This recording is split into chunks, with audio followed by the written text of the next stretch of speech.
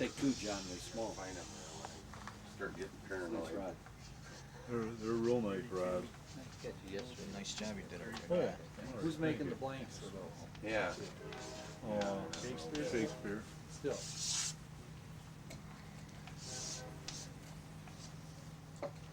What's the length? Nice short little rod. 50 yards. Okay. All right. Work it down. Let's see. One thing. Weeds to 16 feet, but they're kind of patchy. Right? Yeah. Anchored here. Cast. Right here. 8-inch largemouth bass. Cast again. Another 8-inch largemouth bass. What's going on? 32 feet, he said? Yeah, they're on the break line, but they're little bitty baby bastards. What's the watercolor? Is the It's first bad. question. It's bad. Weeds to 16. Yeah. Is that what I'm reading? Yeah. It's Yeah. It's well, it sounds bad, but you put a like a bronze colored spoon plug down there, and you're doing this about 5 feet, you can see it, and it goes bye bye. Yeah. But after that, It's that aqua color water. yeah, it's a marl bottom largely, and there's a lot of boating activity. The little baby ones are here, and there's probably scattered all over the place. The big ones are here. Buck says that. They're here somewhere. You've got a 1.5 foot difference in the distance between that 1.5 foot is what? Not very far. It's okay. Not very far. I would say less than 10 yards. But within, they're close. Yeah. Are the big ones in with the little ones? That's my question.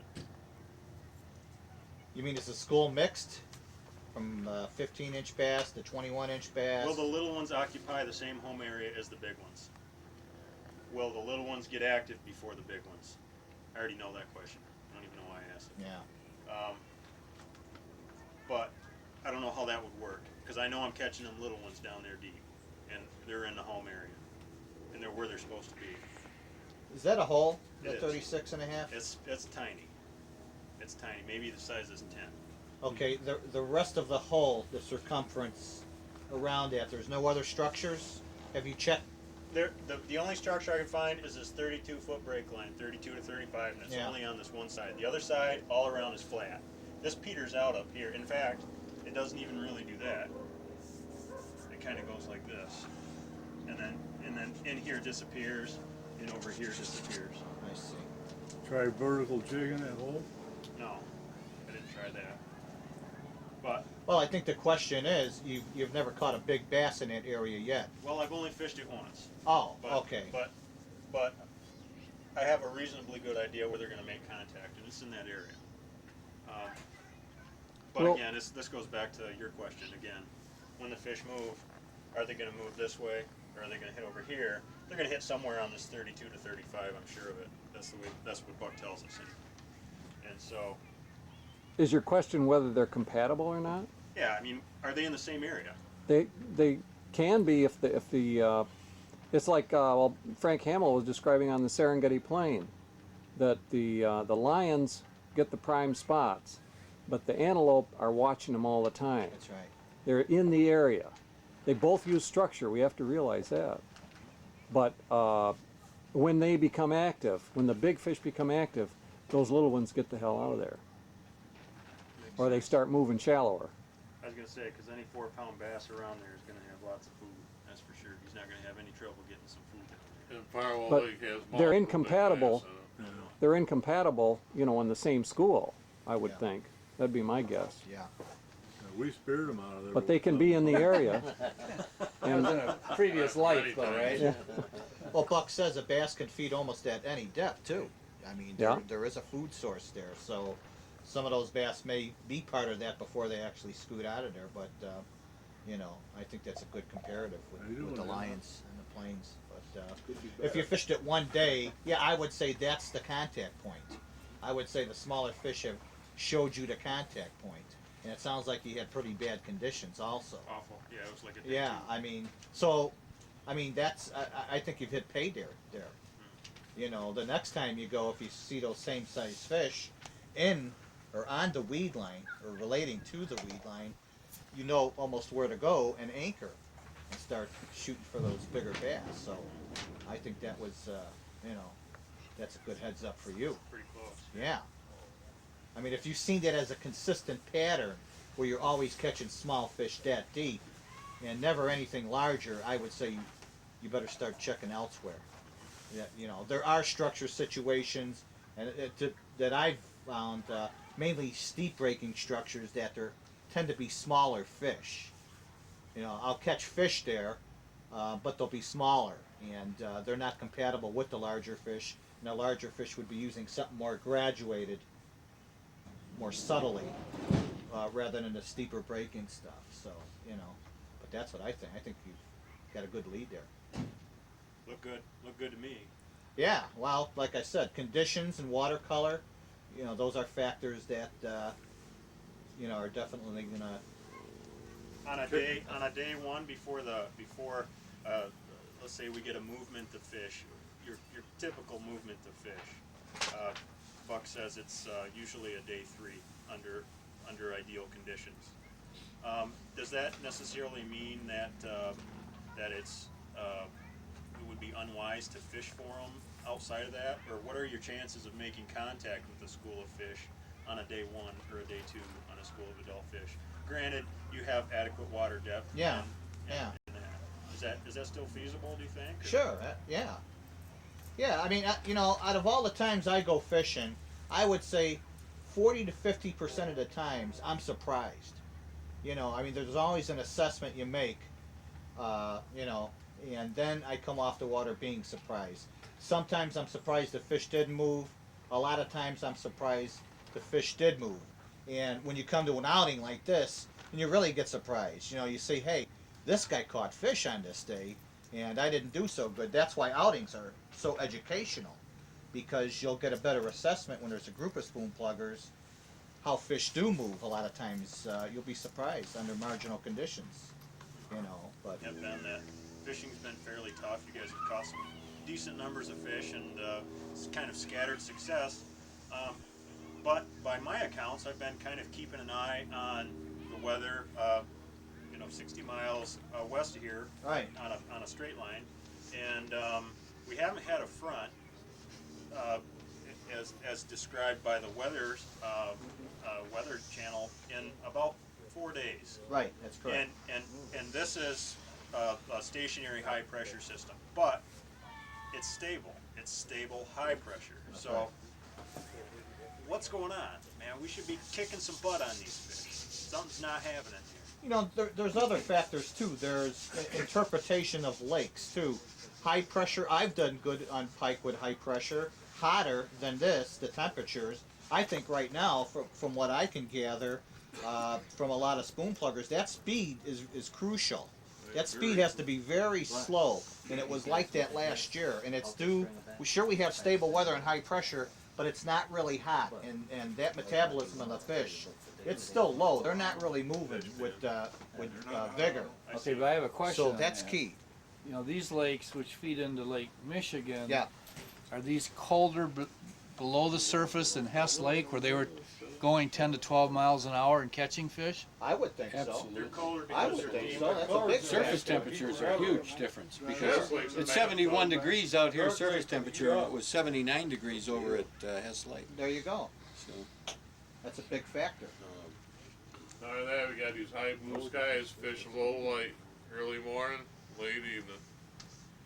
You probably get bigger fish. I remember being on the Randall chain when Chicago that year, I think it was '95, had those people die from that hot heat. Well, it was as clear as this out there, and those pike were moving good, but they were deeper. You know, and the speed was about 8 to 10 miles an hour. They were, you know, you had to really goose it. And I was surprised. I mean, we're all big fish. And I was surprised that, boy, clear skies and that. So stability, I think, is a more important word rather than clarity is important, but stability is really a key word there.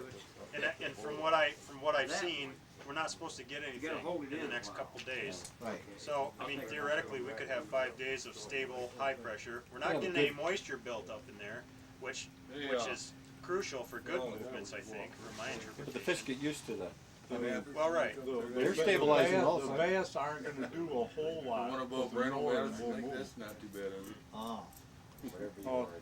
Here's something else that a lot of people miss. If you got 50, say you got 55 foot of water in a hole, and you got a slot, which could be a creek channel, or just a dredge slot, a natural slot, or anything, that runs for a half a mile.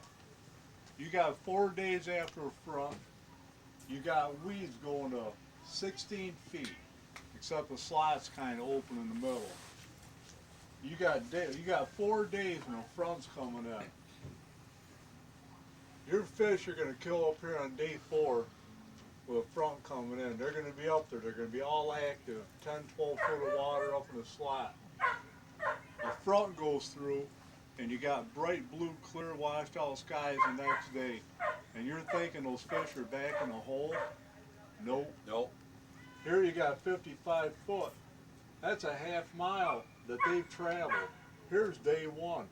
They're at 14, 15 foot. They'll become active and everything just like they were before the front went through. Here's day 2. They're going to be at 16, 18 foot. On a deep, clear lake that's got a slot like that, the worst day to fish that lake is a day 3, normally. By then, they're all the way back to deep water. The only place they got, if you got a real light front, they'll move into the 16 foot weeds and go dormant. If you got a massive front, they'll start moving back down that channel. That day 1, if you get there right at daybreak, you're gonna kick ass for a Yeah, while. you'll kill them dead. Man. Day 1 on a clear lake I'll is the bet you- best fishing I'll day bet you there a is. bunch of us have been thinking about this backwards for a long time. If that's because that makes a whole lot of sense. But we've been, you know, going strictly literally by the book, saying, you know, No, day but- 1 after the front, you know, all bets yeah, are but off. what's Buck saying in his book? They're gonna take the fastest, sharpest thing they got going all the way to drop back to sanctuary depth. When they're that far up, they don't have nothing sharp and fast But to you drop gotta remember, off it to. took that many days to get Yeah. them up there. And, Yeah. and they got That's another weeds point. in there to hold them. They can move in those weeds and they'll move back out Taking again. the same amount of time to get back. Is that what you're saying? When they're that far up, when they're a half mile away from their sanctuary, a massive front, if it's a light front, they'll drop into the weeds and go dormant. They won't move all the way back if it's a light front. It's different on the Great Lakes, though. If it's a heavy front, those fish will start moving back, but they just can't. They don't take off and go all the way back at once. They can't. Because right here you got, I think it's 52 feet, 34 feet, 22 feet. 15. Yeah, I think it's 16 feet Atmospheric pressures, and 10 feet. Right there's the shallows, right? different pressures. Okay, these fish, a fish comes out of 52 foot of water and goes to 10 foot of water, he's dead. Their bladder, their air bladder has to adjust. These are the points that they gotta adjust. 22 foot's magic in Michigan because we got deep weed lines. Got a good break line at 22, and Yeah. 18 to 22. And plus, it's where these fish have to stop in this area before they move on again to adjust or their bladder will screw up. They can't do it. You catch most So- of them there. In a 10 foot and shallow, that's why Buck calls 10 foot the scatter point, the shallows, because once they hit 10 foot, they can go up to their dorsal fins are sticking out of the water and it ain't gonna make no difference to them. And when fish move up, if you got 60 foot of water right here, and you got a bar coming out that drops off real quick, and those fish, if they're down here and they move up and their movement only lasts for an hour and a half, the reason is they can't be shallow that long or they'll die. So what do? They drop back when their movement's done. The next day, they move up a little lower and then they drop back. When they're up in 10 foot of water, they'll drop back when a massive front goes through. They might drop back to say 22. and they'll be dormant, and they'll wait there That's until they adjust, and then they drop the rest of the way back. And then they're laying on their side or down there biting the root and all that good shit because they can't do nothing. But they don't move all the way back all at once. The only way they can, if they're up to 22 foot, they can drop back and go dormant. If you ain't got somewhere that's stable where they can drop back to, and say you only got 22 foot of water, they're going to lay on the side or bite the root, whatever they do, you know, molest one another or play dead. They ain't got nowhere to go. They can't do anything. You know, I'd like to make a comment too. You know, when you were talking about the fronts, one thing Buck says, regardless of a front, that you have to strain. You have to go from the shallows to the deep, always, regardless. You can never go, assume, let's say, from 20 to 55, the first day after a cold front, that there's a break line there that you can see, that you can skip those shallows like John was talking about. So, you know, if you're using that discipline, you know, you're not going to fall prey to, well, the weather looks like this, therefore the fish should be at such and such a depth. The bug tells you they're in the shallows, Yeah. they're in the deep, or they're somewhere in between. Yeah. Yeah. And that's where they got to Yeah. pause and stop on their migration route, coming or going. Yeah. Now, Great Lakes, they'll go long, but Yeah. Well, White Lake, mile on a damn- that scenario that you got right there, that's a key to White Lake. Fish can move a lot. Maybe, I don't know if that's the lake you're talking Yeah, about. they get up in those slats. But all fish- these lakes are like that. Fish move a long ways from that 55 foot to that 12 foot. And if you catch them there, first day after a front, I've had a full-blown movement on White Lake. But where were the fish in reference to the whole structure situation? They receded. They were receding back. They were going back into that deeper water. I agree with that, you know. But if you assume anything when you're on the lake, you're not gonna know that, and that's why Buck says check those depths all the time with consistency, and then when you go deep, you know you're going deep with confidence, and you can spend a lot of time down there. And another thing, if you guys want to get real technical about something, when you're trolling the weed line, and you're wondering if the fish, especially northerns, if they're suspended out from the weed line, or if they're in the weeds, and you're stacking your lures and you catch a fish, watch, when you net them, watch where the hooks are in his mouth. If you're trolling this way, and here's the weeds, he come out and hit that spoon plug, he's going to come around, turn on it, and go at it on an angle. If he's active at all. If he's not, if he's real active, he'll chase it, he'll run it down. But when he hits it, he's going to be hooked in the left corner of his mouth. If he comes from the deep water, the hook's going to be in his other side. And I'm not kidding you, it'll tell you a lot. Yeah. When you're trolling, when Bug talks about moving in and out, you're taking care of suspended fish as well as the ones when you take the weeds. But you watch where you hook them, and I'll guarantee you, if they're coming out of the weeds, every fish you hook's going to be hooked in the same side of his mouth. Yeah. If he's coming from being suspended, he's going to be hooked in the other side. I've noticed like all this week, these high blue skies, all the fish I caught, I think except for one, they come off in the net and fell bottom of the boat. Yeah, None of them were hooked very good at all. Absolute When lip you hook. take a heavy cloud cover day, they'll fucking devour. Yeah, All they're doing, they're running up there and they're licking it. that's yeah. See how it tastes. Yeah, no, right. I noticed that the first fish I caught, he was lip hooked on one hook, the one I got in the boat. And, you know, and it was I like caught you said. 20 And how many did you get that This were week. bumped? You know, bumped from behind. You know, that were hit. Oh, when I mean, that you when didn't- they that hit you from didn't get, behind, but they you- swallow it. But They those are blow the right ones out that, their gill plate.